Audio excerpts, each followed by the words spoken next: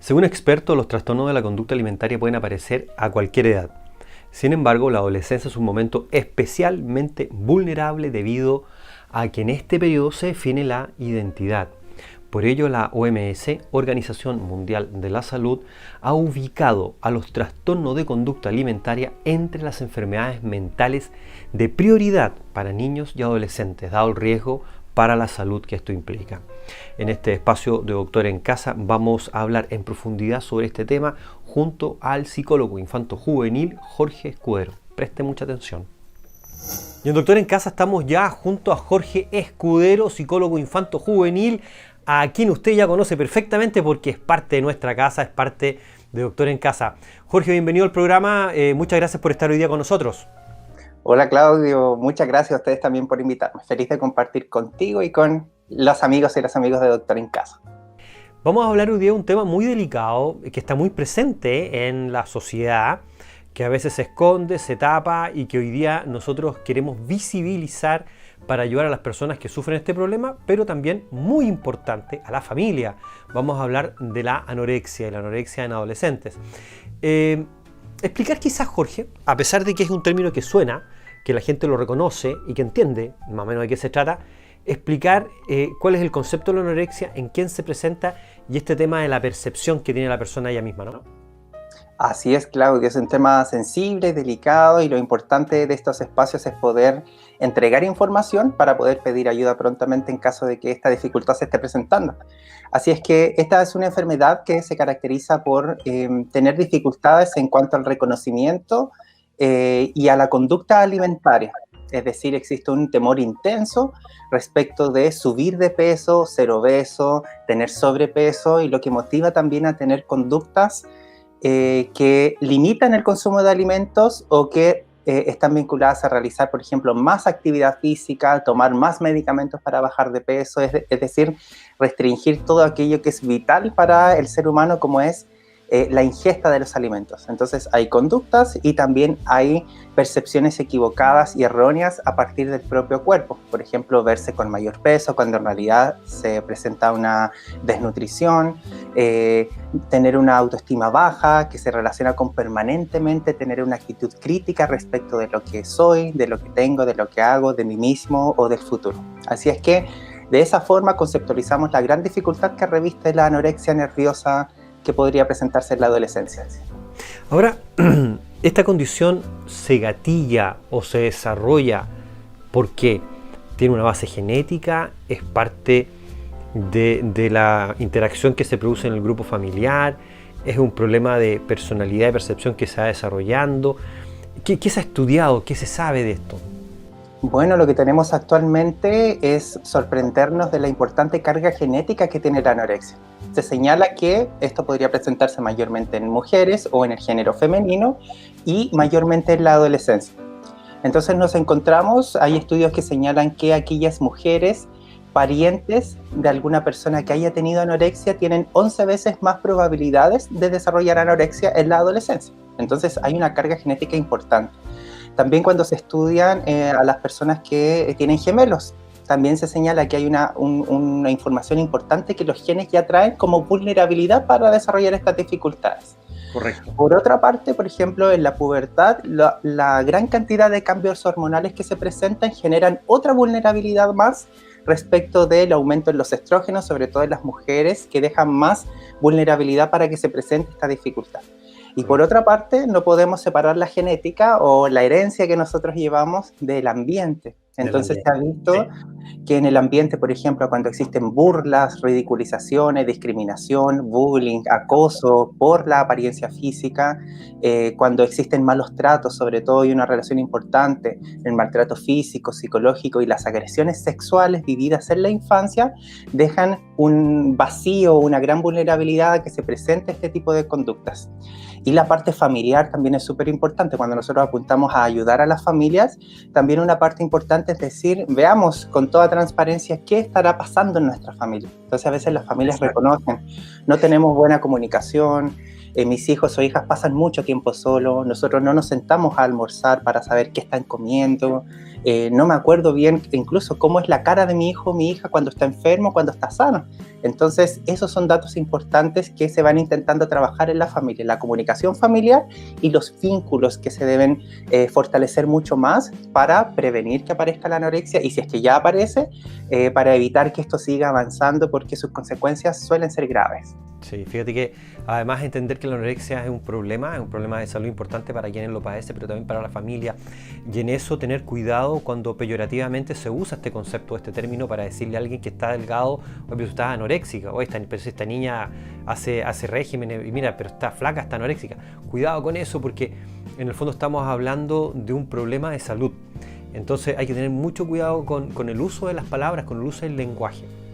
Tú hablabas de la familia. Preguntarte dos cosas. Primero, ¿cómo en la familia podemos detectar o entender que mi hija o mi hijo, es más frecuente en mujeres, pero mi hija está en esta condición y poder darle ayuda? Y segundo, ¿cuál es la ayuda concreta que los papás podemos dar a un hijo o una hija que estuviese en este problema? Bueno, tú señalabas ahí un dato importante. Si bien mayormente los estudios y los datos que se obtienen en términos de salud pública señalan que se presenta más en el género femenino, pero también en varones podría presentarse, solo que puede ser que los diagnósticos estén infravalorados, es decir, que hayan pocos varones que consultan y por eso finalmente la estadística dice que eso le sucede menos a ellos, pero sí también podría presentarse en hombres. Entonces, desde las señales que las familias podrían ver, por ejemplo, desde lo concreto, desde lo físico, ver que mi hijo o mi hija está mucho más delgado, mucho más delgada. ¿Qué señales? Por ejemplo, cuando los huesos son prominentes, es decir, yo puedo ver sus huesos, por ejemplo, en esta zona o en su cara.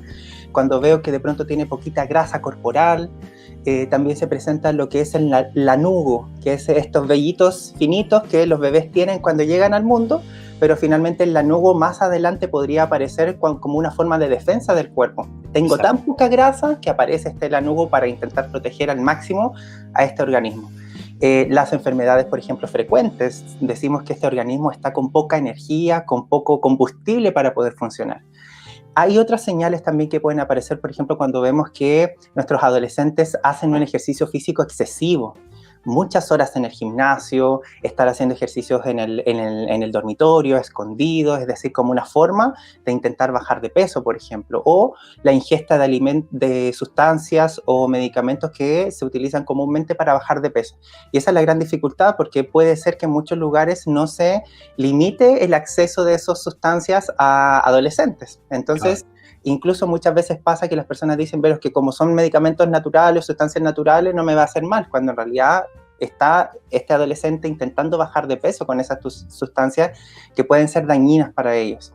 Y por otra parte, bueno, la anorexia no siempre está sola, muchas veces se acompaña de dificultades con la ansiedad o con la depresión. Entonces nosotros, si notamos que ellos y ellas están más ansiosos, que se refieren de forma negativa a sí mismos, a su cuerpo, manifiestan un miedo intenso a subir de peso, entonces ahí tendríamos características de la ansiedad y de la depresión. O sea, la depresión de pronto sucedió antes de la anorexia o está en conjunto con la anorexia. Exacto. Entonces, ahí decimos, un tratamiento debiese abordar las dos dificultades para que una mejora vaya potenciando la otra.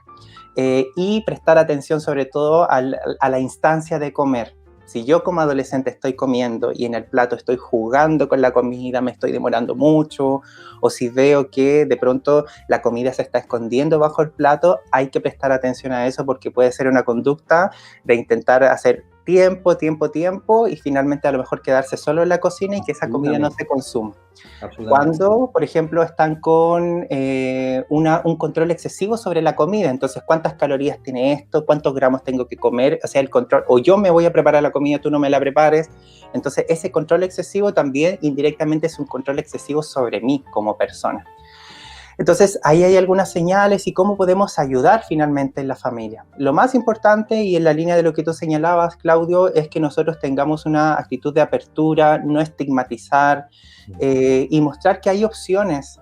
Hay opciones para sentirse bien y para que la anorexia remita, es decir, para que salgamos adelante frente a esto. Entonces, desde ahí la atención médica es clave. Siempre todo tratamiento apunta a que sea un tratamiento que esté orientado por varios profesionales, donde destaca, por ejemplo, la psiquiatría infanto-juvenil en la adolescencia, la nutrición, la psicología también, por mencionar solo 3 áreas, porque también podríamos en algún momento incorporar terapia ocupacional, por ejemplo, para ir organizando nuestro día a día. Pero siempre todo tratamiento parte por el equilibrio nutricional. Correcto. Esa es la primera parte. Yo no puedo hacer una psicoterapia si este adolescente, por ejemplo, ayunó durante todo el día, si es que no está con energía, si es que tiene mucho sueño, porque realmente vamos a avanzar y vamos a retroceder. Entonces, la primera parte, el equilibrio nutricional, que se logra muchas veces con tratamientos ambulatorios y en otros casos va a ser necesario, sobre todo cuando está en riesgo la vida, sugerir una hospitalización para compensar este equilibrio y seguir avanzando de una forma más ordenada y saludable para ellos y ellas. Y Jorge, respecto, tú hablabas del tratamiento, ¿no es cierto?, cómo se hace el manejo de este paciente, pero ahora el rol de la familia es muy importante en esto. ¿Cuál es el rol de la familia en este trabajo terapéutico? Claro, la familia es el ingrediente clave. De hecho, todos los tratamientos que muestran ser exitosos, todos incorporan a la familia, padres, madres, adultos responsables como claves, porque van a ser ellos los que van a acompañar. Van a ser ellos quienes van a entregar mensajes que alienten, que supervisen, que puedan pedir ayuda cuando las situaciones se pongan difíciles.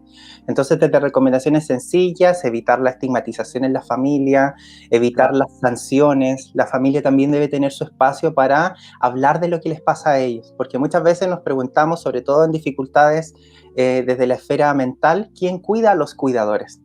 El papá, la mamá o los adultos responsables se van a cansar, se van a sentir agotados o les va a dar rabia también. Entonces ellos deben contar con redes de apoyo, amistades, personas de la escuela, profesionales que puedan ayudarles.